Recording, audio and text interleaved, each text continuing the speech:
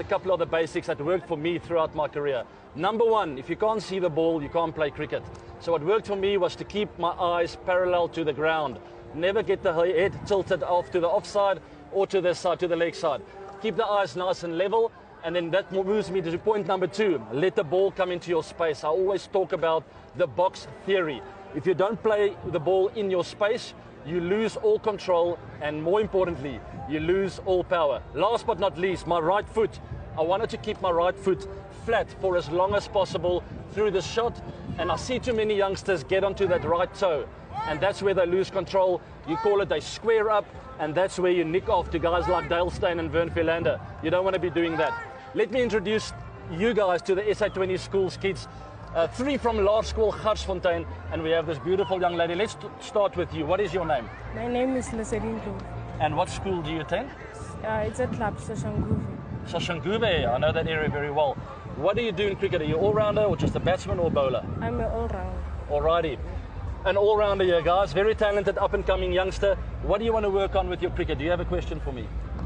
Yeah, I need a solution of if I can't play a spin.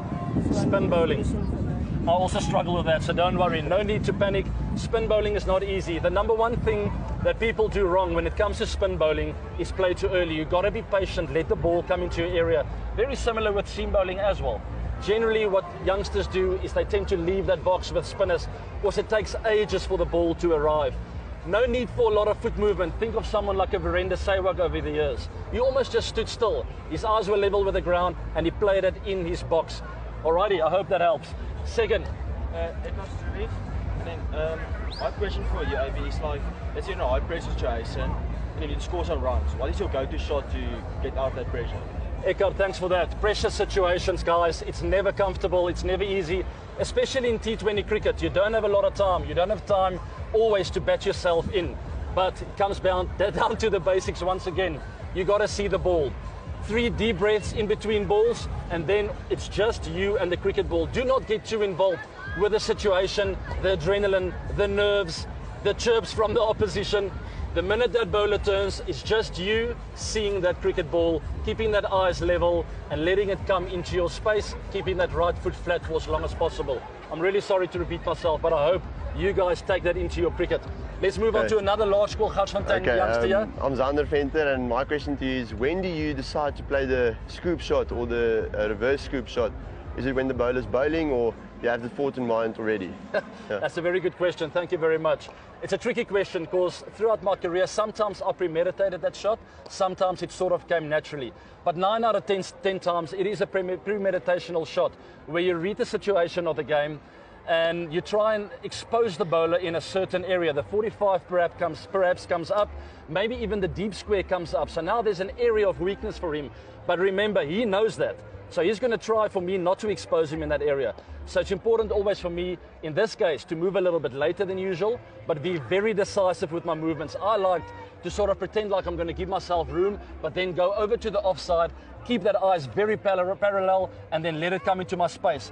And this cricket shot, specifically this one, comes down to huge commitment. You have to commit, you have to have your head on the ball, not fall over, stay on it for as long as possible, and it's a flick of the wrist to get it over to 45. Do not stagnate there. Do not freeze and just keep the bat there. You have to have an action and a flick of the wrist to really help it along and get those big hits over the fine leg boundary for 6. Thank you very much for that. Last but not least, the youngster. What's your name? Caleb Loubser. Caleb, what question do you have? My vraag is power eating. Kragslaan power eating. Thank you very much, Caleb. A lot of youngsters want to know that. It's quite funny. Caleb, very, very simple. It's got to happen in the space. The minute you leave your body, the ball's going to go straight up in the air. You'll have no control and 0 power. So very similar basics, but what I can add to that is to stay square for as long as possible. When you're looking for power, you open up. You see a lot of players get out like that. I watched Faf du Plessis the other night get out to Grabara like that, where you open up a little bit too soon and that ball flew off to the sweeper boundary. He got caught by a great catch from Devil Brevitz. So all the basics still in place, guys.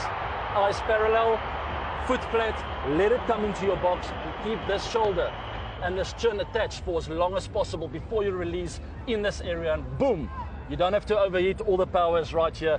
You'll get some big hits. To the SA20 schools kids, thank you very much. All the best with your future. And to all your viewers out there, I hope you enjoyed today's batting masterclass.